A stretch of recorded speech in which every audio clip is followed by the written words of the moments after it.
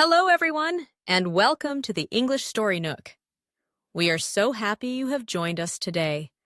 Today, we're diving into a story about a curious journalist who discovers a mysterious old book and a secret message at a late-night book swap. Get ready to discover what happens when a simple exchange turns into an exciting quest to uncover a forgotten piece of history and the story of a hidden artist. You'll explore themes of mystery, art, and the importance of preserving stories from the past. Before we begin our story, if you're enjoying your learning journey with us here at the English Story Nook, please take a moment to like this video and subscribe to our channel. And if you'd like to support us further in creating more content like this, you can consider buying us a coffee. You'll find a link for that in the description below. Every bit of support helps us bring more wonderful stories to you. Thank you so much. And now, let's get started with our story. She emerged at the midnight book swap. The allure of the midnight book swap wasn't merely the promise of new literary companions. For Ipshi Tavares, it was the atmosphere. A hushed, almost reverent congregation of bibliophiles in the reclaimed grandeur of a forgotten silent cinema. Tonight, the air was thick with the scent of aging paper and anticipation. The crowd a familiar blend of earnest students and older, more esoteric collectors. Ipshi, a freelance journalist with a penchant for stories that lay dormant beneath the surface of the everyday, felt particularly attuned to the subtle currents of the room. She often mused that if one were to look closely enough, the most prosaic setting could reveal a universe of untold narratives. This belief was about to be tested more profoundly than she could have imagined. Act 1. The Inciting Incident. It was nearing the final hour, the initial flurry of exchanges having subsided into more considered bartering, when she appeared. A woman, distinct from the usual attendees, moved with a quiet grace that drew Ipshi's eye. She was tall, with an air of composed urgency. Her dark hair swept back, revealing features that seemed both timeless and strikingly modern. This was Raja Kanaza Armijo, though Ipshi wouldn't know her name until later. Raja didn't browse or linger. She approached a sparsely populated table, placed a single leather-bound volume amongst a pile of contemporary paperbacks, and then, with a final, sweeping glance that seemed to absorb everything and nothing, she was gone. Her presence had been so ephemeral, like a character stepping out of a novel only to recede just as quickly. Intrigued, Ipshi drifted towards the table. The book Raja had left was an anomaly, an antique edition of obscure poetry, its cover embossed with a faded, unidentifiable crest. Tucked inside was a folded piece of parchment, not a casual bookmark, but something deliberately placed. Ipshi's fingers trembled slightly as she unfolded it. The note was brief, written in an elegant, spidery script. The nightingale sings only for those who remember its cage. Seek the forgotten melody. A shiver traced Ipshi's spine. This was no ordinary forgotten item. It felt like a summons. Her best friend, Melissa Alcantar, a pragmatic software developer, sidled up. Find anything good, If? Melissa's gaze fell on the antique book and the cryptic note. Looks intense. Probably just some art student's project. Ipshi shook her head. No, Mel, this is different. I have to find out who she was, what this means. Melissa sighed, a fond smile playing on her lips. Another one of your quixotic quests, huh? All right, but if you end up deciphering alien codes, I want exclusive rights to the app. Despite her teasing, Ipshi knew Melissa would be her steadfast anchor, should this peculiar journey require one. The first plot point had been struck. Ipshi was committed. The mystery of Raja and her ephemeral message had taken root. Act 2. The deepening mystery. The next day, Ipshi's first port of call was Elb Ortiz Chavez. the affable, perpetually slightly disheveled organizer of the Midnight Book Swap.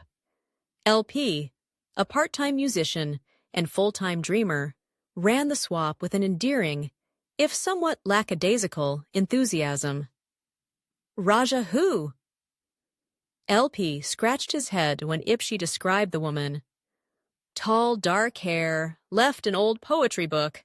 Sounds like half the people who come here, to be honest. Though, wait a minute. His eyes unfocused for a moment. There was someone new, seemed a bit on edge. Didn't say much. She did ask if I knew anyone interested in preserving lost arts. That was something. As Ipshi pressed for more details, she noticed a man at a nearby cafe table, Sonny Vinci Ignacio, ostensibly engrossed in his laptop. Yet his gaze flickered towards her a little too often. He had been at the swap too, she recalled, a quiet observer. His attention now felt less than casual, almost surreptitious. The note's reference to a forgotten melody and a nightingale's cage led Ipshi down a rabbit hole of local history. The antique book itself offered few clues, its publication details obscure, its margins clean save for a single, almost invisible indentation on the final page, perhaps from a long-removed paperclip. Days turned into a week. Ipshi found herself experiencing a vicarious connection to the unknown Raja, imagining her urgency, her need to communicate this cryptic message. The quest was no longer just about curiosity, it was about understanding. She discovered the poetry collection was exceedingly rare, potentially valuable. This wasn't merely about a forgotten song.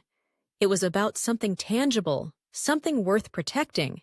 The initial prosaic assumption that it was a simple lost-and-found item had long since evaporated. Her research eventually led her to the archives of a defunct local art society. There, amidst dusty ledgers and faded photographs, she found a reference. A little-known sculptor from the 1920s, englishadvanced, whose signature motif was a caged nightingale, a symbol of suppressed creativity. Vance had died in obscurity, her works believed lost. Could Raja be connected to Alara Vance? As Ipshi delved deeper, Sonny Vinci Ignacio reappeared. He approached her at the library, his smile smooth, his eyes sharp. Ms. Tavares, I couldn't help but notice your interest in local art history. I work for Agile Segnis Traga Synergy. We specialize in digital, archival, and cultural asset management. His offer of assistance felt disingenuous. Agile Segnis Traga Synergy, the name itself, a bizarre fusion of speed, slowness, and corporate jargon, sounded like a contradiction. We believe technology can be a panacea for preserving fragile legacies, he continued, his voice a little too persuasive. Ipshi felt a prickle of unease. His company's ubiquitous digital footprint was well known, often associated with aggressive acquisition of intellectual property. His surreptitious earlier observation now seemed more pointed. I'm just pursuing a personal interest, Ipshi replied coolly. The ineffable sense that he was more obstacle than ally solidifying in her mind. Act 3. The Unveiling. The indentation in the poetry book, when examined under a specific light angle, revealed a faint address, a long-abandoned studio in an older, artsier district. It had to be Alara Vance's last known location. This was the second plot point, the crisis moment. Raja wasn't just a fleeting figure. She was a guardian, desperately trying to communicate. Ipshi, with Melissa's tech-savvy assistance in navigating old city records online, confirmed the studio was slated for demolition by a subsidiary of a larger development corporation, one that had recent dealings with Agile Segnis Traga Synergy. The connection clicked. Sonny Vinci wasn't interested in preservation. He was interested in acquisition before the site. and whatever it contained was either lost or became public knowledge. Ipshi needed to reach Raja. Recalling the note, "The nightingale sings only for those who remember its cage," she crafted an anonymous message on a local arts forum known for its esoteric discussions. "The melody of Alara Vance is remembered. The cage can be opened. Meet where the first stone was laid for her voice." It was a reference to the cornerstone of the Art Society building, a place Raja might know if she truly was connected to Vance. It was a quixotic hope, but it was all she had. The meeting was set for dusk. As Ipshi waited, the old stone cool beneath her hand, Raja Kanaza Armijo emerged from the shadows, her expression a mixture of hope and apprehension. "You understood," Raja said, her voice soft, almost mellifluous, yet laced with an underlying strength. Before Ipshi could fully explain, Sonny Vinci Ignacio stepped out from behind a pillar. "A touching reunion," he said, his tone dripping with sarcasm.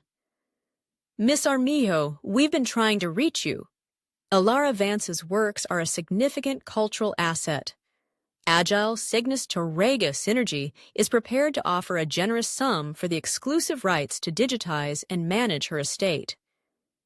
Raja stood firm. Her estate? It's not an asset to be monetized by a corporation that sees art as data. My great-aunt Alara wanted her work to inspire, not to be locked behind paywalls or turned into NFTs by your ubiquitous platform. The confrontation was tense, a battle of ideologies rather than fists. This is where Melissa, ever the pragmatist, stepped in. She had been discreetly recording. "Actually, Mr. Ignacio," Melissa said, holding up her phone, "I think the local heritage committee and a few influential arts bloggers might be very interested in your company's rather aggressive tactics to acquire art from descendants under duress, especially when it's about to be accidentally demolished." Sonny Vinci's composure faltered. The threat of public exposure, of his company's carefully crafted image being tarnished, was a language he understood.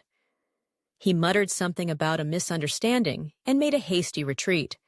His lackadaisical attempt at a final justification for his actions fell flat. In the aftermath, Raja shared her story. She was Alara Vance's great niece and had discovered a hidden cache of Vance's sculptures and journals in the condemned studio. The book left at the swap was Alara's own, the note a desperate, hopeful cast into the unknown. It was pure serendipity that Ipshi had found it. "I was so afraid," Raja confessed, "that her voice, her art, would be lost forever, or worse, twisted into something she never intended. That book, it was my last hope to find someone who might understand, someone who wouldn't see it as just another commodity." Ipshi felt an ineffable sense of satisfaction. The mystery had unspooled, not into darkness, but into a story of preservation and legacy. Together, with the help of a now enthused LP Ortiz Chavez and the local arts community, they arranged for Alara Vance's work to be cataloged and exhibited at the City Museum.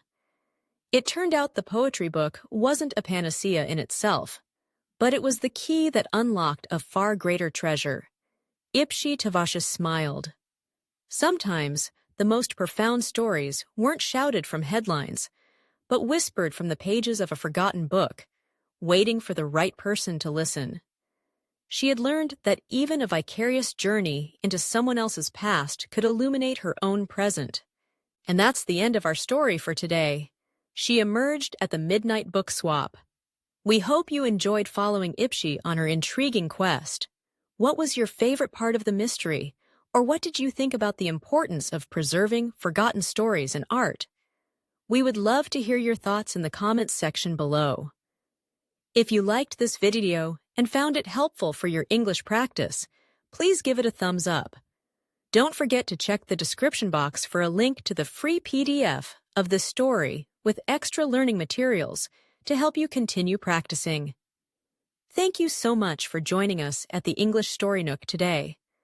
We hope you felt inspired and learned something new. Keep practicing your English, keep exploring, and we look forward to welcoming you back for our next story. Happy learning, and goodbye for now.